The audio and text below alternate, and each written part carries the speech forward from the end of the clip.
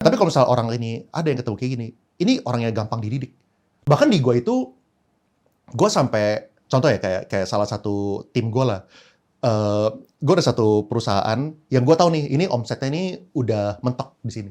Soalnya kita tuh udah number one dari segi market share lah, kita udah nggak bisa grow lagi gitu.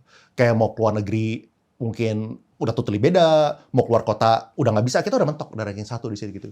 Gue bilang sama dia, gaji lu segini tuh, contohnya ini, bukan segini, tapi contohnya, misalnya udah 100 juta gitu, gue udah nggak bisa kasih lu 120, 130, udah mentok di 100 juta.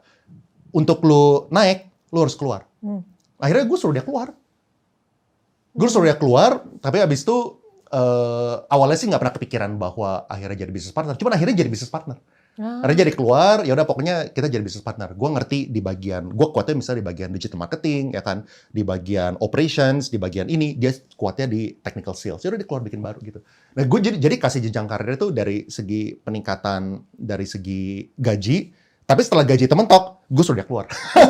Soalnya gue bilang, kalau misalnya lo di sini terus, gajinya nggak bakal naik-naik. Nggak bakal naik lebih tinggi daripada inflasi lah. Susah kayak misalnya dia dalam waktu